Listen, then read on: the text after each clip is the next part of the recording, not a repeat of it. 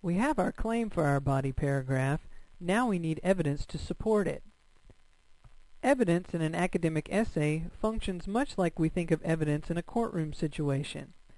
Writers use evidence to try to persuade their readers that their claim is true, or at least reasonable, much like a lawyer tries to persuade a judge or jury. Your reader doesn't need to agree with you 100%, however, but the claim and evidence should at least be compelling enough that readers will consider the overall argument of the essay seriously. Evidence in academic writing can include many different types of information.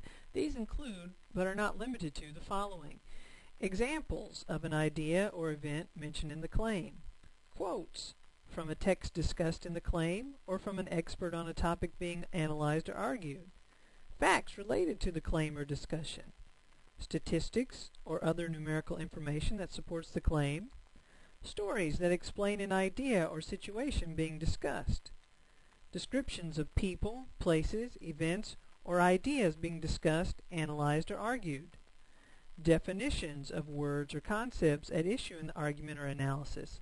It is always best if these definitions are not from a general use dictionary such as Webster's.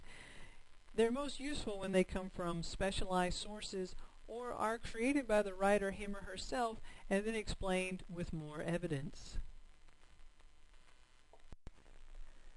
Using evidence clearly in academic writing involves several aspects.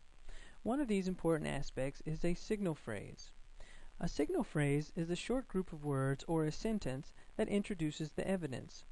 Phrases like he said, she writes, or the author explains are the most simple form of a signal phrase. Another important aspect to using evidence is the context of the evidence. Sometimes this is included as part of the signal phrase. One important part of context is where and when the evidence is from. This might include the name of a magazine, book, movie, or website. It may also include the year. The year may be important depending on the argument or analysis in question. Some essays will require up-to-date information, while others may require historical background. Who is responsible for a piece of evidence is also an important part of the context. This includes the author or speaker and the reason why he or she is a credible source. When we say credible source, we mean why he or she is someone who should be believed or paid attention to in this particular context. A citation is another important part of using evidence. A citation explains the exact source of the information. In English and Humanities classes, this is usually done using guidelines created by a group called the Modern Language Association, or MLA. A citation often includes a page number, an author's name, or a combination of both.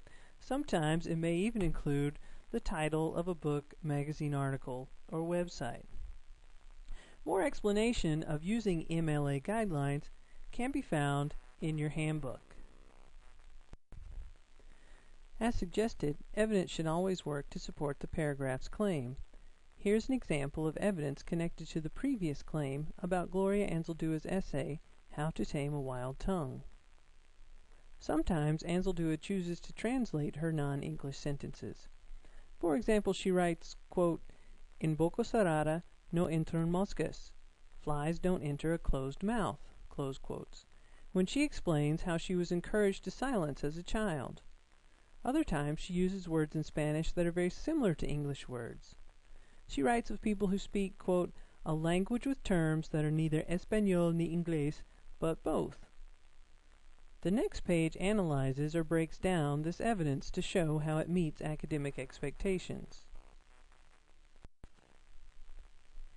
Here we have the full paragraph so far with the claim and evidence.